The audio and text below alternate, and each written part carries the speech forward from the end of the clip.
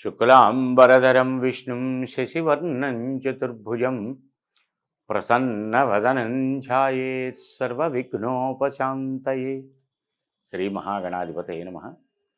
ఆధ్యాత్మిక మిత్రులందరికీ కూడా ఈ వాస్తు పదం భవిష్యత్ దర్శినిలోని వాస్తు పదం కార్యక్రమానికి హృదయపూర్వక స్వాగతం. మీ యోగానంద శర్మ.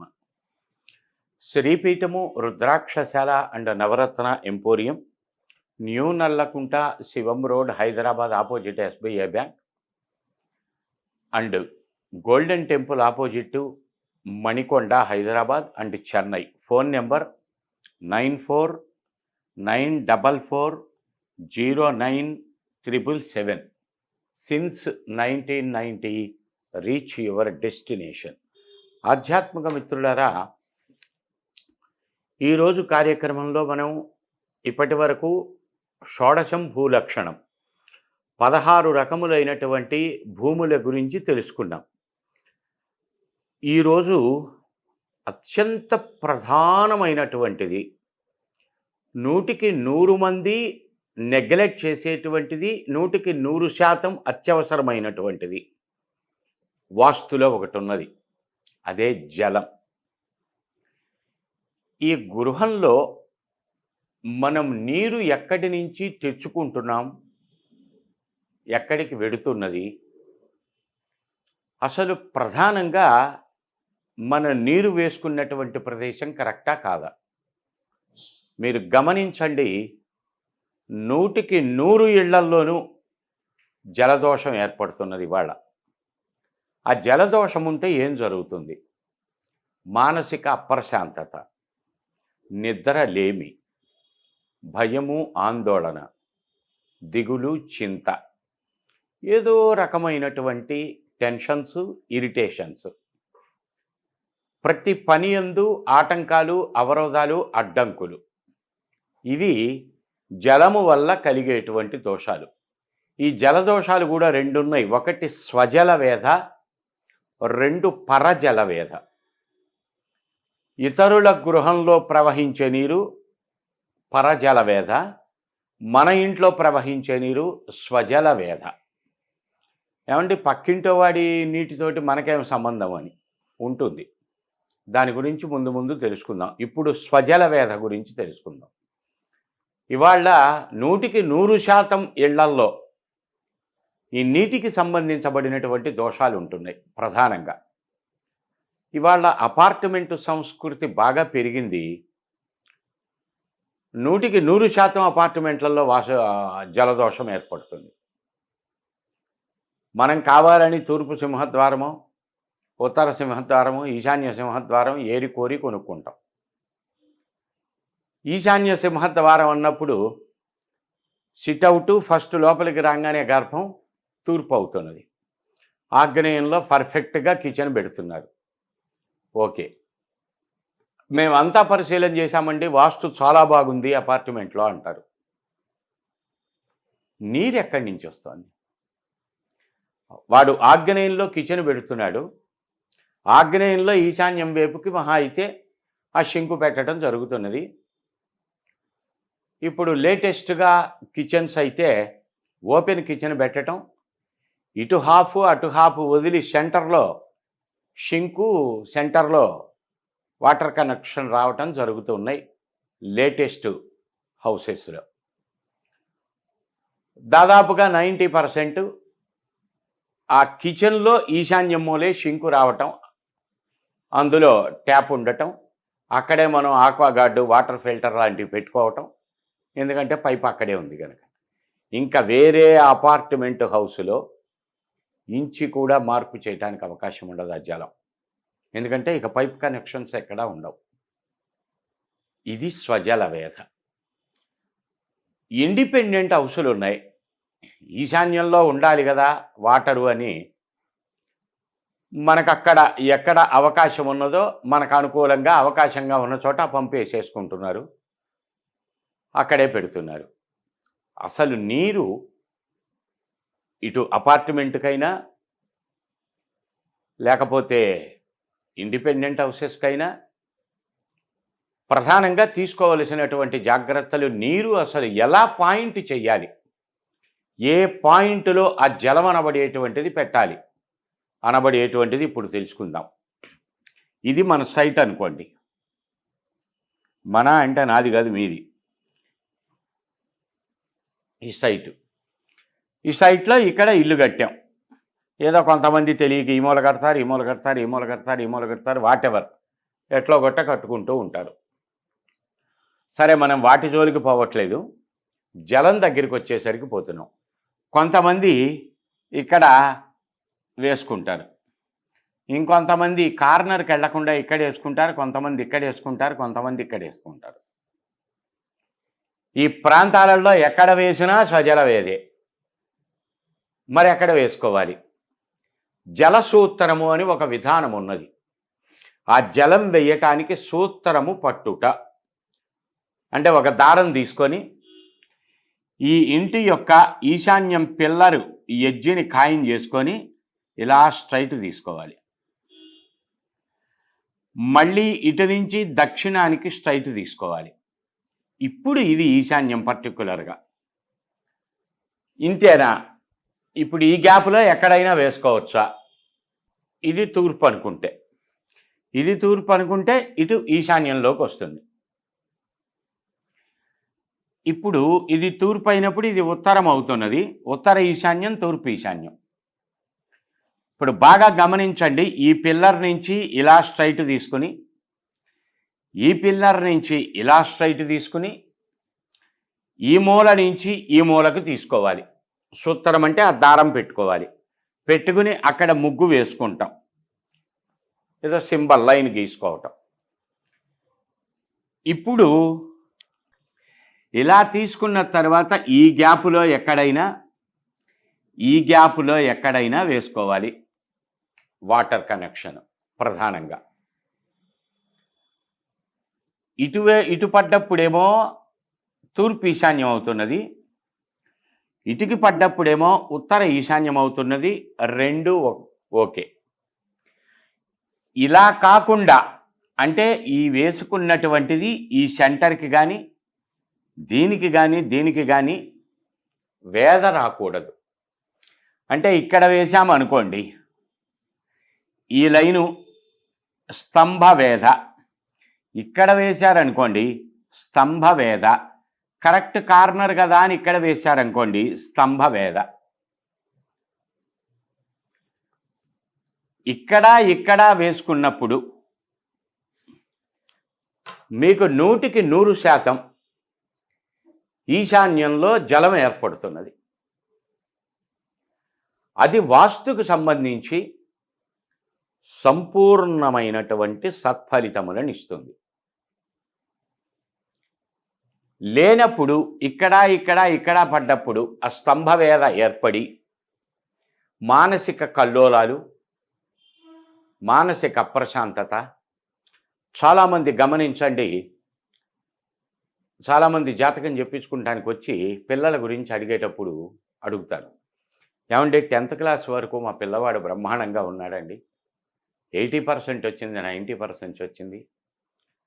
ఇంటర్లోకి వచ్చిన దగ్గర నుంచి మొదటి సంవత్సరం ఏదో అత్యవసరగా లాగిచ్చాడు, 2వ సంవత్సరం వచ్చేసరికి మాట తేడా, నడవడిక తేడా, బిహేవియర్ తేడా, ఆలోచన తేడా,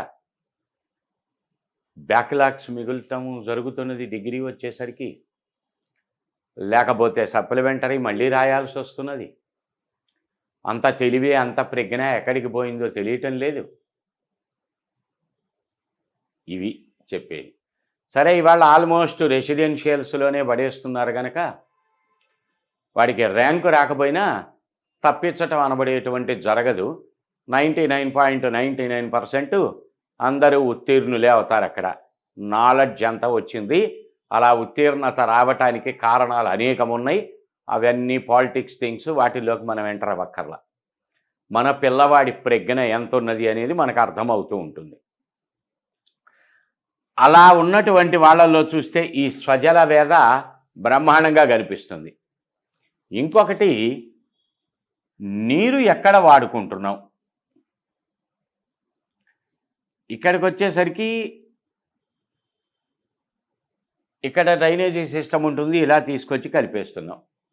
ఎక్కడికి పోతుంది ఆ నీరు? ఎండింగ్ దగ్గరకు వచ్చేసరికి ఆగ్నేయంలో వెళ్తున్నది. ఏ స్త్రీలైతే, ఇది నా సొంత కవిత్వం కాదు, వాస్తులో చెప్పబడిందే చెప్తున్నా,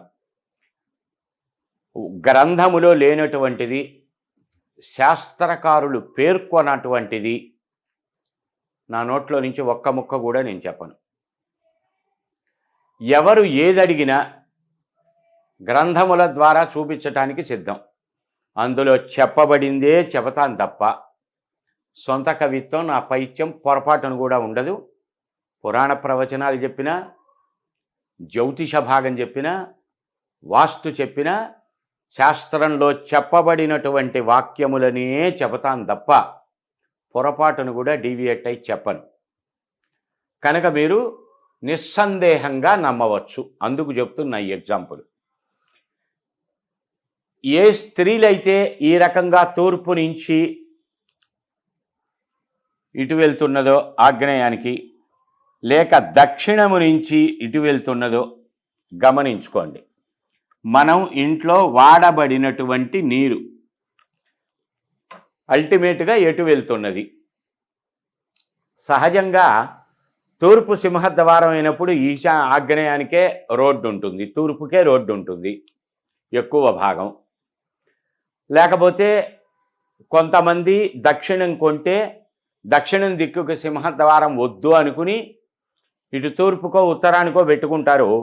ఇంటి వెనక రోడ్డు అవుతుంది కనుక ఆల్మోస్ట్ రాకపోకలకు ఇబ్బంది అవుతుంది కనుక తూర్పుకి పట్టి ఇల్లు పెట్టి కట్టుకొని దక్షిణ ఆగ్నేయం ఎంట్రన్స్ ఇచ్చుకుంటారు.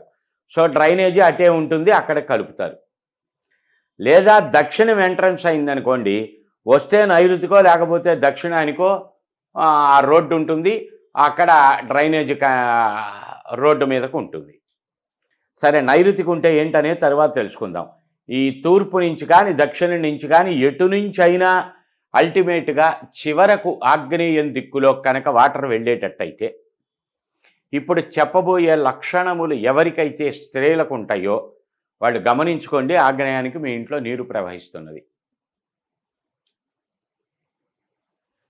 ఇటుపక్క వాడి ఇల్లు కూడా ఉన్నది, వాడికి దీనికే కనెక్షను. వాడికి నైరుతి అవుతుంది, మనకి ఆగ్నేయం అవుతుంది. ఇది పరజల వేద, ఇది స్వజల వేద. ఇందాక చెప్పాను ఫస్ట్ ప్రారంభంలో, పక్కింటి వాడి నీరు కూడా ఏమంటే పక్కింటితో మనకేంటండి సంబంధం అని సందర్భం వచ్చినప్పుడు చెప్తాను అన్నాను, ఇప్పుడు చెప్తున్నా. ఈ రెండు నీళ్లు కలిపి ఇందులోకి వెళ్ళిపోతాయి. ఇది పరజల వేద, ఇది స్వజల వేద. ఇప్పుడు చెప్పబోయే లక్షణాలు ఏ స్త్రీలకు ఉన్నాయో ఆ ఇంటికి ఆ దోషం ఉన్నట్టే, ఫండమెంటల్. ఈ శాస్త్రాన్ని దృష్టిలో పెట్టుకునే నేను మీ జాతకాలు చెప్పేటప్పుడు వచ్చి వాస్తు చూడవలసిన అవసరం లేకుండా ఓ బొమ్మ గీసి ఇచ్చేస్తాం, మీ ఇంటికి ఈ దోషం ఉంది అని. ఎలా చెప్తున్నారండి జాతకంలో అని చాలామంది అడుగుతారు. వాస్తు జాతకం రెండు క్లబ్స్ చేసినప్పుడు అవే గ్రహాలు ఇందులో ఇవే గ్రహాలు అందులో ఉంటాయి కనుక దానికి కొన్ని లెక్కలు ఉంటాయి. ఆ లెక్కల ప్రకారం అంటుంటారు కదా, దానికో లెక్క ఉంది, ఆ చెప్పేవాడికో తెక్క ఉంది అని. ఆ లెక్కల ప్రకారం వాస్తు అన్వయించడం జరుగుతుంది. అన్వయించిన చోట ఇంతవరకు ఎప్పుడు కూడా ఒక ఆవగించంత కూడా తేడా జరగలేదు. శాస్త్రంలో ఉన్నది ఉన్నట్టు చెప్పినప్పుడు తేడా ఎందుకు జరుగుతుంది? ఆగ్నేయంలో వ్రీహి మాత్రంతు ఆగ్నేయం స్త్రీణాం ఉదర శిరో అంగ దోష భయం అన్నారు.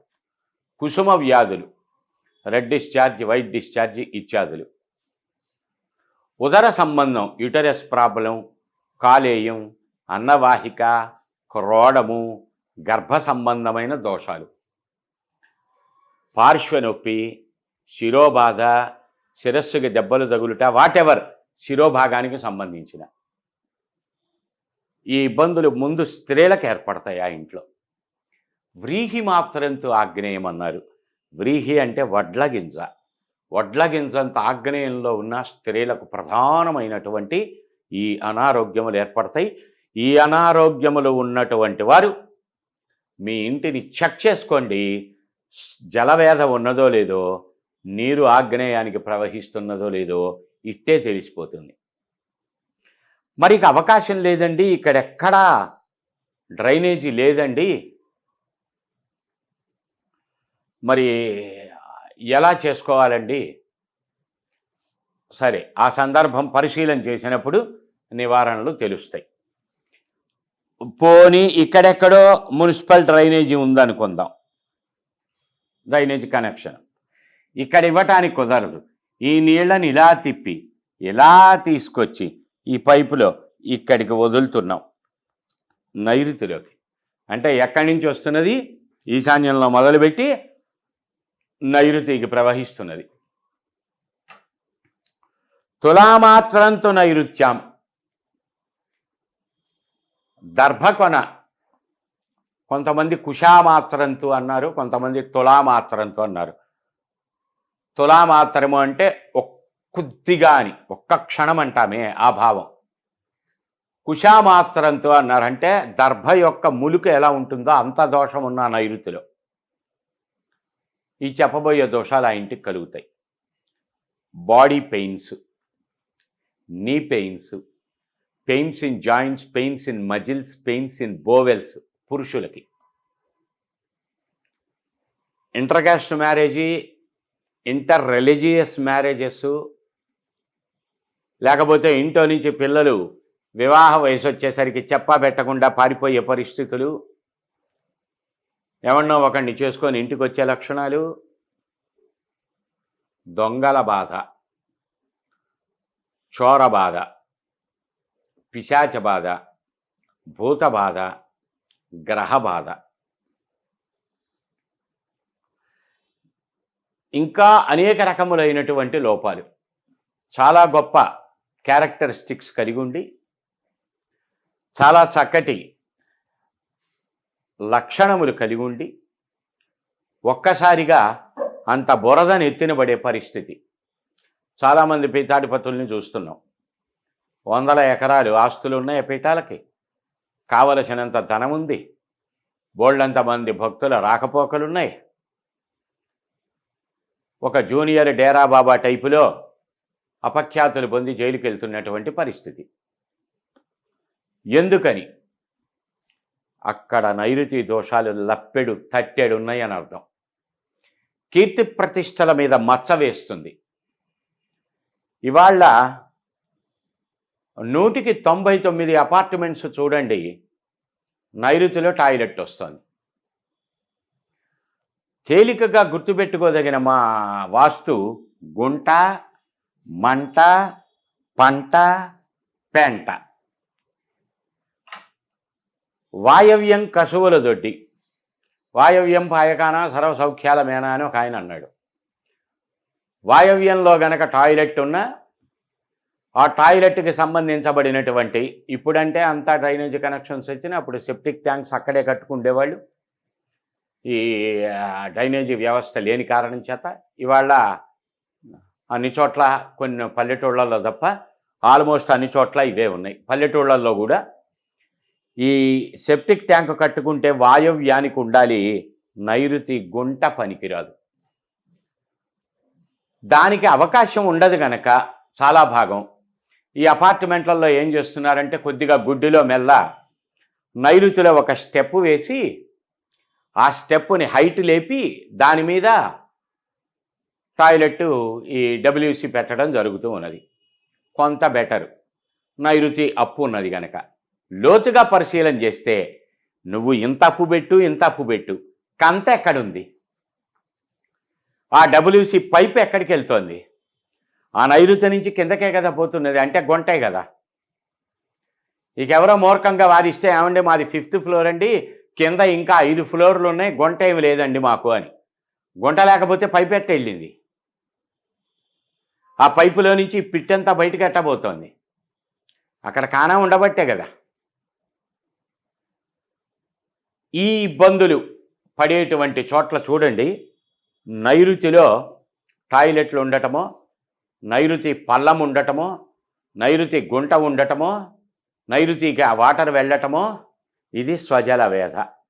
ఇంకొక భాగం, ఒకవేళ ఉత్తరం సింహద్వారాలు గనక కట్టుకున్నటువంటి వాళ్ళకి, ఉత్తరం వైపు గనక డ్రైనేజీ ఉంటే, ఉత్తరం రోడ్డు ఉన్నప్పుడు ఉత్తరం వైపే ఉంటుంది కదా డ్రైనేజీ కనెక్షను, వెళ్తే ఇక్కడి నుంచి వెళ్ళాలి, లేదా డ్రైనేజీ ఇక్కడి నుంచి వెళ్ళాలి.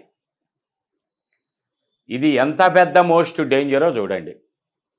మొత్తం కలిపి ఈశాన్యం వైపు వెళ్తోంది. వాడకం నీరు వెళ్ళాలి. ఈ టాయిలెట్కి సంబంధించబడినటువంటిది అటు ప్రయాణం చేయకూడదు. దీన్ని బాగా గమనింపులోకి తీసుకోవాలి. ఇక్కడ డ్రైనేజీ కనెక్షన్ ఉంది, ఇక్కడ ఉన్నదా, వాడిన వాడకం నీరు కానీ తదుపరి టాయిలెట్స్ గట్రా లక్షణములు కానీ ఈ వాయవ్యంలోకి గనక వెళ్ళేట్టయితే 100% బ్రహ్మాండం. అదే మళ్ళీ పశ్చిమ సింహద్వారం గనక ఉండేటట్టయితే, ఉంటే డ్రైనేజీ ఇక్కడ ఉంటుంది, లేదా ఇక్కడ ఉంటుంది, లేదా మిడిల్కి ఉంటుంది. ఆ ఉన్నటువంటి ఆ సందులో మనం తీసుకున్న సైటును బట్టి, సైటు కొనుక్కుండేటప్పుడే గమనింపులోకి తీసుకోవాలి. ఇటు వెళ్ళవచ్చు కానీ ఇటు నైరుతి వైపు పొరపాటును కూడా రాకూడదు. నైరుతి వైపుకి వస్తే ఇందాక ఏం జరుగుతుందో ఫలితాలు చెప్పడం జరిగింది. ఎక్కడ వాడుకున్న నీరైనా సరే ఉత్తరం నుంచి, ఈశాన్యం నుంచి, దక్షిణం నుంచి పశ్చిమం ప్రవహించాలి. అదేంటండి నీ ముక్కేదంటే ఊరు మొత్తం తిప్పినట్టు ఉంటుంది, ఇంత పైపు లైన్ వేసుకోవాలా అంటే వేసుకోవాలి. ఒక పదార్థం బాగున్నది అంటే నువ్వు ఎక్కడికి వెళ్ళి కూరలు కొనుక్కొచ్చుకుంటున్నావు? నీ ఇంటి గోడను ఆనుకొని ఉందా సూపర్ మార్కెట్? ఒకవేళ ఇంటి గోడను ఆనుకొని ఉన్నా నువ్వు తలుపులు తీసుకోవాలి, బయటకు వెళ్ళాలి, వాడి షాపులోకి వెళ్ళాలి, కొనుక్కోవాలి, మళ్ళీ ఇంట్లోకి రావాలి. అదే ఎక్కడో ఉంది, రైతు బజార్కి వెళ్తున్నావు, మార్కెట్కి వెళ్తున్నావు, ఎక్కడికెక్కడికో వెళ్తున్నావు, కావలసిన పదార్థాలు కొని తెచ్చుకుంటున్నావు. సినిమాకి పోవాలి అంటే ఎంతో దూరం వెళ్ళి టికెట్ బుక్ చేసుకొని ఆటోలోనో, కారులోనో, బైకులోనో అంత దూరం వెళ్ళి సినిమా చూసి వస్తున్నారు. అది కష్టం కానప్పుడు ఇది కష్టం అవుతుందా? ఇది ఒక్కసారే కష్టం పైప్ లైన్, అది జీవితకాలం కష్టం చెయ్యకూడని పనులు చేస్తే. ఒక్కసారి సినిమా చూసి వచ్చారు, ఆ కాసేపే ఆనందం, సినిమా థియేటర్ బయటికి రాగానే మర్చిపోతారు, పేరు కూడా మర్చిపోతారు వాళ్ళు వచ్చే సినిమాలవి. కానీ ఇది ఒక్కసారి వేస్తే జీవితకాలం ఉపయోగాన్ని ఇస్తుంది. ఇక్కడ సందర్భం వచ్చింది కనుక చెప్తాను. మొన్నే ఎవరో కాల్ చేశారు, ఏమండి మా నాన్నగారు కట్టారండి, ఆయన పేరుతోటి సరిపడా సింహద్వారం, ఆయం మొదలైనటువంటివన్నీ పెట్టారట, నాకు ఇంకెవరో సిద్ధాంతి చెప్పారు, మరి నా పేరుకి ఆయము ఆ సింహద్వారం పడదంటున్నారు, ఇప్పుడు ఏం చెయ్యాలి? వంశానుగతంగా వంశపారంపర్య పెద్దల ద్వారా వచ్చినటువంటిది మీకు అరవణం కాకపోదు. ఇదే మంత్రశాస్త్రం కూడా చెప్తున్నది. మన కులదైవం ఉంది, మంత్రంలో కూడా అరవణము అని ఉంటుంది. పెద్దలు బాగా తెలిసినటువంటి వారు, సరే ఇవాళ టీవీలలో కూడా చెప్తున్నారు, మా ఇంటికి రా మంత్రోపదేశం చేస్తానని, సెల్ ఫోన్లోనే మంత్రోపదేశాలు చేస్తున్నారు. తప్పు తప్పు తప్పు. ఇచ్చేవాళ్ళది తప్పు అనే సాహసం పెద్దల్ని నేను దూషించను, కానీ తీసుకుండే వాళ్ళు మాత్రం కొంత పరిజ్ఞానంతో ఆలోచించుకోండి. దానికి కొన్ని నియమాలు ఉన్నాయి, నిబద్ధతలు ఉన్నాయి, అవి తెలుసుకోవాలి. మంత్రాక్షర అర్వణము అని ఉంటుంది. అది శుభార్గళంలో పడిందా, పాపార్గళంలో పడిందా, సిద్ధ, సాధ్య, సుసిద్ధ, శత్రు, మృత్యు ఇత్యాదులు ఉంటాయి. ఏమండి మన మంచానికి అల్లుకుండే నవ్వారికే పెట్టారండి మన శాస్త్రజ్ఞులు. ఇవాళ ఎక్కడా నవారు మంచాలు లేవు గనక నులక మంచాలు, నవారు మంచాలు పోయినాయి. తర్వాత పట్టె మంచాలు వచ్చినాయి. ఇవా పరుపు ప్లాస్టిక్ దాంతో అవి పోయింది, ప్లాస్టిక్ వైర్లతో అల్లే వచ్చినాయి, అవి పోయి చెక్కతోటి వస్తున్నాయి. రేపొద్దున ఇంకేమొస్తాయో అవన్నీ వదిలేసేద్దాం.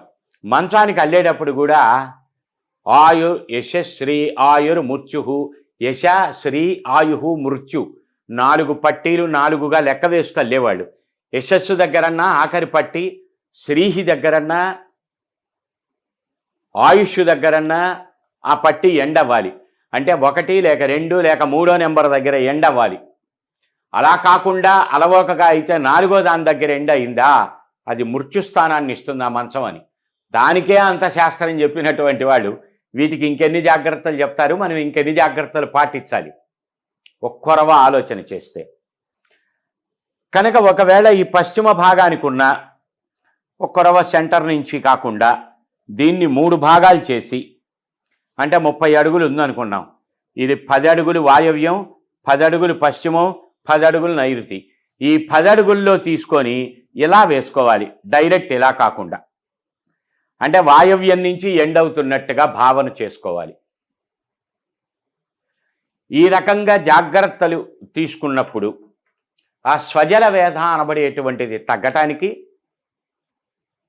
ఆనందమయమైన ఆరోగ్యప్రదమైన మానవ జీవితం చాలా స్వల్పం, రేపనేది లేదు. ఒక కవి అంటాడు, మరో నిమిషం నీ కనులు శ్వాస పీల్చగలిగితే అప్పుడు ఆలోచించు రేపటి గురించి అని. ఇలా ఏర్పాట్లు ఎవరైతే చేసుకుంటారో, ఆ జల వేధ కలగకుండా ఎవరైతే ప్రణాళికలు తీసుకుంటారో, ఈ యొక్క డ్రైనేజీ సిస్టమ్ ఎలా ప్రవహించాలో మార్గానుసారంగా చక్కగా ఆచరించినటువంటి వారి ఇల్లు కలకాలం నిలబడుతుంది.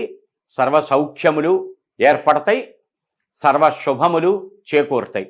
ఇందాక ఒక విషయం చెబుతూ ఉపమానంలోకి వెళ్ళాను. మొన్న మధ్య ఫోన్ చేశారు, ఇలా మా తండ్రి గారి పేరు నాకు పడదని ఎవరో సిద్ధాంతులు చెప్పారు అని. అవన్నీ తీసి పక్కన పెట్టండి. వంశానుగతంగా వంశపారంపర్య వచ్చేటువంటి మంత్రం కానీ, వ్యాపారం వాణిజ్యం కానీ, గృహ సముదాయములు కానీ, భూగృహ స్థలాదులు కానీ మీ పేరుతోటి చక్కగా నప్పుతాయి. వంశపారంపర్య వచ్చేటువంటి దానికి దోషం ఉండదు. అయితే అన్నదమ్ములు గనక దాన్ని పంచుకోనవలసిన పరిస్థితులు వచ్చినప్పుడు శాస్త్ర ప్రకారం నియమబద్ధంగా పంపకాలు జరగాలి. లేనప్పుడు నెగటివ్స్ పొందడం జరుగుతుంది. ఈరోజు కార్యక్రమం ఇంతటితో సమాప్తం. రేపటి రోజున ఇంకొక విశేషమైనటువంటి వాస్తు పదం కార్యక్రమంలో కలుద్దాం. అంతవరకు సెలవు. మీ Yogananda Sharma. Phone number 9494409777, Hyderabad, Manikonda golden temple opposite Hyderabad, new Nallakunta Shivam road Hyderabad and Chennai Palavakkam. Phone number 9494409777. Since 1990 reach your destination. జై గురుదత్.